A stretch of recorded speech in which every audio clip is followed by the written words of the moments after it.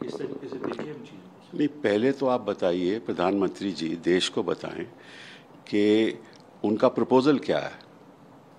वो देश के सामने जो यूनिफॉर्म सिविल कोड की बात करते हैं, वो किस चीज़ पे यूनिफॉर्मिटी चाहते हैं एंड कौन सी सिविल बातों पे सहमति चाहते हैं, ठीक है ना, एक रूपता चाहते हैं।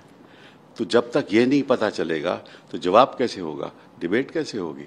प्रधानमंत्री ने तो कह दिया कि हम इसको लागू करेंगे। क्या लागू करेंगे?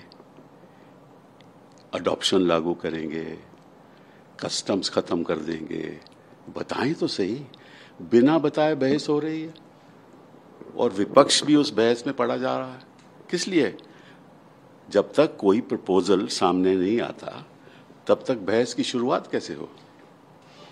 और अगर सुप्रीम कोर्ट ने कहा है कि यूसीसी लागू होना चाहिए, सुप्रीम कोर्ट ने ये तो नहीं कहा कि किन चीज़ों पे लागू होना चाहिए। ये तो कॉन्स्टिट्यूएंट असेंबली में नहीं कहा था कि लागू होना चाहिए, ठीक है ना। ये तो आर्टिकल 44 कॉन्स्टिट्यूशन का जो है उसमें भी लिखा है कि लागू होना चाहिए, प्रयास होना चाहिए कि सारे देश में लागू हो, यही लिखा है ना। बट क्या लागू हो, कौन सी चीज हो लागू हो, एक रूपता किस चीज पे हो, ये तो ना प्रधानमंत्री जी बताते हैं, शायद उनको बताया नहीं हुआ होगा कि किस चीज की बात हो रही है। तो उन्होंने अपने भाषण दे दिया और सारा देश उस पर बहस कर रहा है। हमें ये नहीं मालूम कि प्रपोजल क्या है। जहाँ तक उत्तराखंड की बात है, वो तो लागू हो ही नहीं सकता, क्योंकि जो आर्टिकल 44 वो कहता है कि प्रयास होना चाहिए कि सारे देश में यूनिफॉर्म सिविल कोड का प्रयास होना चाहिए। तो उत्तराखंड का जो यूनिफॉर्म सिविल कोड है वो तो सारे देश में लागू नहीं हो सकता ना, क्योंकि आपको मालूम है कि दी असेंबली की जो पावर्स हैं वो तो उत्तराखंड की बाउंड्री से सीमित हैं।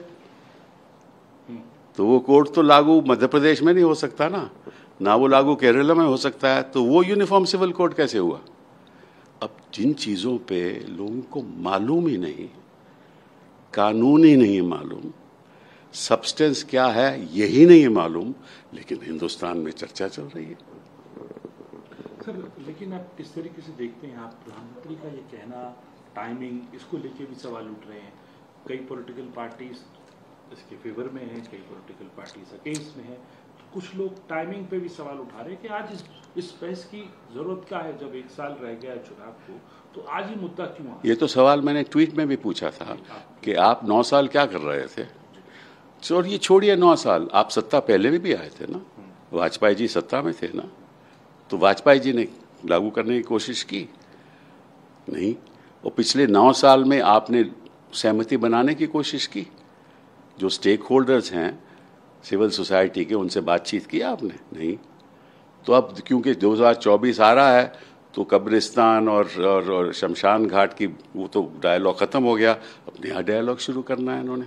तो नया डायलॉग, और मुझे ताज्जुब इस बात का है कि कुछ विपक्ष के लोग इसके हक में हैं, कुछ खिलाफ हैं, लेकिन मालूम नहीं किसके हक में और किसके खिलाफ हैं, क्योंकि यही नहीं मालूम कि प्रपोजल क्या है।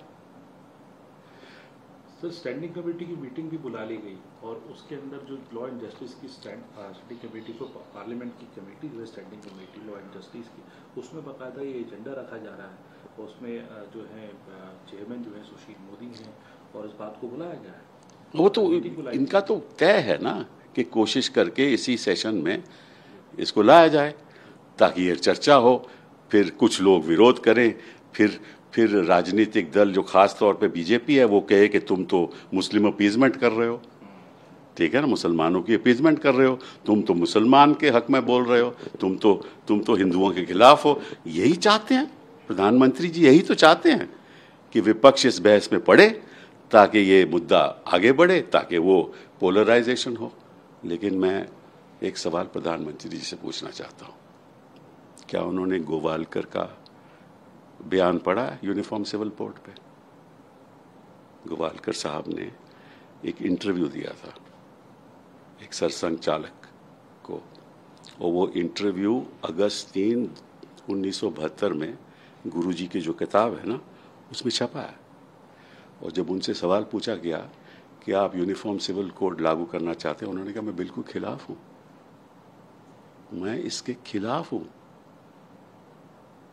ये देश को नीचे ले जाएगा। मैं डाइवर्सिटी पसंद करता हूं। मैं तो नहीं कह रहा, ये इनके गुरुजी कह रहे हैं। तो मैं प्रधानमंत्री जी से पूछना चाहता हूं कि आप गुरुजी से इत्तेफाक क्यों रखते हो? आपके तो वो गुरु हैं ना, तो उनके जैसे वो चल रहे हैं वैसे ही आगे बढ़ो। लेकिन आपकी मंशा गुरुजी का पालन करना नहीं है। आपकी मंशा है ये राजनीतिक मुद्दा बनाने के लिए, ताकि आपको चुनाव में फायदा हो। सर, आखिरी सवाल ये, तमिलनाडु के गवर्नर ने एक फैसला लिया, मंत्री को हटाया, फिर बहाल कर दिया। अब मुख्यमंत्री और गवर्नर आमने सामने हैं। गवर्नर कह रहे हैं मैं लीगल ओपिनियन लूंगा, मुख्यमंत्री कह रहे हैं आप बिल्कुल नहीं हटा सकते। दिल्ली के अंदर भी ऐसा ही मामला मिला जुला है। ऑर्डिनेंस को लेकर अब सुप्रीम कोर्ट गई है आम आदमी पार्टी। दोनों ही मामलों को कैसे देखी सर? देखिए, पहले तो जो गवर्नर का पद होता था और उसका कभी दुरुपयोग नहीं होता था। इन्होंने अपने लोग बैठा दिए वहाँ। हाँ, कुछ आरएसएस के लोग हैं, कुछ बाकी लोग हैं जो इनके विचारधारा से जुड़े हुए हैं। तो जो ये चाहते हैं वो करते हैं, और इनका मकसद केवल एक है कि जहाँ चुनाव की सरकार हो, इलेक्टेड गवर्नमेंट हो, उसको गिराया जाए, या वहाँ ऐसा माहौल पैदा किया जाए कि वो नफरत का माहौल। ठीक है ना? तो गवर्नर का तो कि एक ही रोल है, किसी तरीके से इलेक्टेड सरकारों को गिराना, और कई प्रदेशों में इन्होंने गिरा भी दी। आज के दिन मध्य प्रदेश में गिरा के सरकार कर रहे हैं ना, बैठी हुई ना इनकी सरकार, इलेक्टेड गवर्नमेंट को गिरा के। महाराष्ट्र में इलेक्टेड गवर्नमेंट को गिरा के इनकी सरकार बैठी हुई ना। तो दो बड़े, बाकी तो सब चुनाव हार चुके हैं। इनकी केवल आज की सरकार या तो नॉर्थ ईस्ट में है, या उत्तराखंड में है, या गुजरात में है। इन तीनों के अलावा सब प्रांत में हार चुके हैं। तो कहने का मतलब ये है कि काहे को इस देश में जो संविधान द्वारा जो स्तंभ किए गड़े गए थे, आप काहे को उनको गिरा रहे हो? किस लिए गिरा रहे हो? केवल 5 साल और रहने के लिए? आप देश के लिए नहीं सोचते? आगे वाले जो हमारे आगे वाली पीढ़ियों के बच्चों का क्या होगा, उसके बारे में नहीं आप सोचते? अगर आप यूनिफॉर्मिटी लाना चाहते हो तो इक्वालिटी लागू करो, इक्वालिटी लागू करो। महिलाओं को हक दो, कहीं भी हो उनको हक दो। So the last question, how do you see this? The debate is going on in uniform civil code around the country. Today, Konark Sangma is against, the ally partner of NDA is against this. The Uttarakhand CM is pushing for this. And at the same time, Prime Minister himself is saying the Supreme Court had said that UCC must be implemented, and we are taking the suggestions from among the people. This is the statement of the Union Law Minister. So how do you see the... I want to know what is the proposal of the Prime Minister. He's only made a statement that we want the Uniform Civil Code. What does that mean? In which area does he want uniformity? Is he going to abolish all customs in this country of different communities, including the Hindu community? Is he going to abolish the HUF? HUF is something which differentiates between self-acquired property and ancestral property. That's only available to Hindus. In Islam, there is no concept of self-acquired and ancestral. So he's going to abolish HUF. What is he going to do about adoptions? What is he going to do in the tribal areas, Adivasis? What about their customs? So we don't know what the proposal is. And yet the Prime Minister has thrown a challenge. Whoever is for UCC, please tell us. Who is against UCC, oppose it. And if you oppose it, then you are pro-Muslim. Then you are doing Muslim appeasement. If you are for it, then you are a true Hindu. This is what he wants. He wants a dialogue without the subject matter before the people of this country. What's the subject matter of the proposal? We don't know. I don't know why the opposition is getting into this debate. I mean, how do I argue a case without knowing what the file says or what the issues are?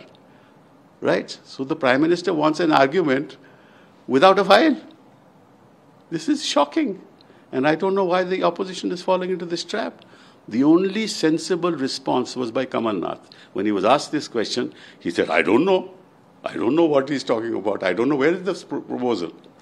That's what the stand of the opposition should be. What's your stand about, because you tweeted about the timing also, sir? That's shocking. In fact, I tweeted that why did he wait for 9 years? Why suddenly just, a few months before 2024, 9 months before 2024, he wants to raise this debate for what? What was he doing for 9 years? What was the Vajpayee government doing for so many years? Even before that, they were in power with other political. What were they doing? And does he know what Golwalkar said about UCC? Please ask the Prime Minister. Ask him what your Guruji said when he was asked this question, and that's published in the book Guruji. There's a chapter in it where there's a conversation, and Golwalkarji has been asked this question: do you support the Uniform Civil Code? He says, I oppose it. It will bring the downfall of this country. This is what he said. I'm not saying it. And he said that diversity is something that we must respect. But harmony is different from uniformity. We should bring about harmony, but I'm against uniformity. There is no uniformity in nature. And then but the fact of the matter is, from that harmony they have converted into hate. And uniformity, to which Golwalkar was saying should not be implemented, they are implementing. So what are you doing? What is your agenda? Is your agenda the agenda of Golwalkar and the thoughts on the basis of which you came to power? Is it your agenda the agenda of hate?